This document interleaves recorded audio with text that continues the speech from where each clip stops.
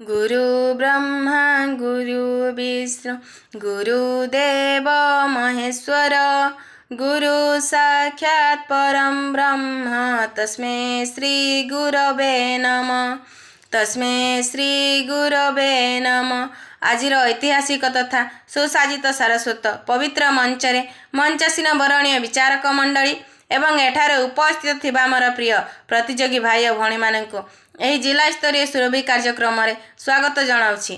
मो सुनीता सरकार कैडा ब्लॉक सरकारी उच्च माध्यमिक विद्यालय विमलागढ़ एकादश श्रेणी छात्री। मु मोर अभिभाषण आरंभ करुच्ची। आजिर विषय होउची हजि जाइथिबा लोककलार विकास रे मोर भूमिका।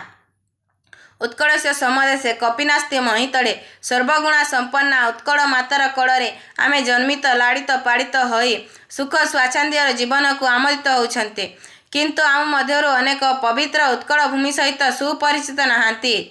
प्राकृतिक शोभा संपद भरा रत्नगर्भा ओडिशार कण अनुकोण रे पूरी रही असंख्य लोककला शक्तिपीठ देवस्थल बण पहाड़ पर्वत नदी नैसर्गिक झरणा जलप्रपात बेड़ाभूमि अभयारण्य जातीय उद्यान इत्यादि केते कण, किंतु से सबु मध्यरु ओडिशार लोककला गुड़ी को देखिबा बंचे रखिबा एवं लोकलोचन को आनिबा लोककला प्रेमी मानक पक्षे संभवपर होई नाही।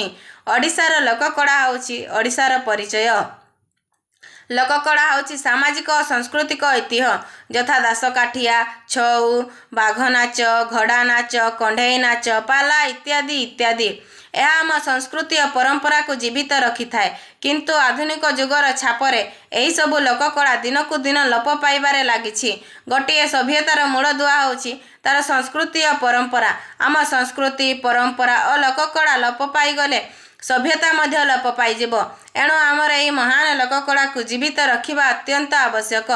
लोक माने जेतेबेले एही कलार मूल्य को अनुभव करिवे सेतेबेले संरक्षण करने को आगे आसिबे। फलरे आम संस्कृति और परंपरा तिष्ठि रहिबो। विलुप्त हेबाकु जाउथबा लोककला को पुनरुद्धार करिबा पई वर्तमानर लोकप्रिय सरकार मध्य चेष्टा करुछन्ति। गाँ गहड़ी रे थिबा दुष्ट कलाकार माननकु विभिन्न प्रकार भत्ता योजना प्रोत्साहन महाउत्सव मान अनुष्ठित कराई किपरि ओडिशार लोककला गुड़ी को बंची रहिबो से दिगरे सरकार मध्य प्रयासित। लोककला प्रति लोकमानकर दृष्टि आकर्षण पूर्वक सचेतन कराइबा मोर प्रथम कर्तव्य। प्रथमे आम परिवार संपर्क और सांगसाथी मानक मध्यरे एही लोककला विषय रे आलोचना करिबा आवश्यक। आमर हजि जाउथबा लोककला को पुनरुद्धार करिबा निमंते एही कलाकार शिल्पी माननकु समर्थन देवा आवश्यक। मु एइथिपाई स्थानीय कलाकार शिल्पी माननकु उत्साहित करी सेमानक दक्षता को प्रसारित करि पारिबी, जहा द्वारा आम युवपीढ़ी को एक नूतन परिवर्तन आनी पारिबो। ए होउची डिजिटल जुग। मोर मतामत होउची जे आमर हजि जाइथिबा लोककला को एही सोशल मीडिया साहाय्य नेबा उचित। आम लोककला आम परंपरा सबुठु उच्चरे भाई मिलीमिशी ताकू बजाय रखिबा विकास हबरे तही। आजिकल इंस्टाग्राम फेसबुक यूट्यूब बड़ मात्रा रे व्यवहार होउची। आमे एही सोशल मीडिया व्यवहार करी आमर हजि जाइथिबा लोककला को पुनरुद्धार करिबा सहित आमर एही महान लोककला को विश्व दरबार निश्चय आदृत करिबा।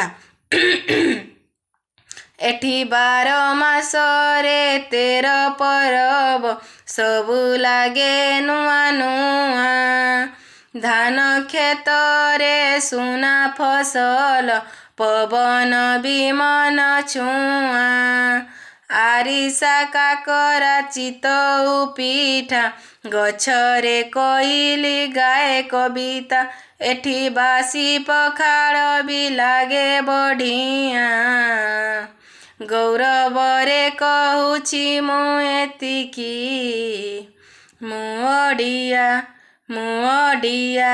एतिकी कही मोर वक्तव्य शेष करुची। जय हिंद जय ओडिशा जय ओडिशार लोककला।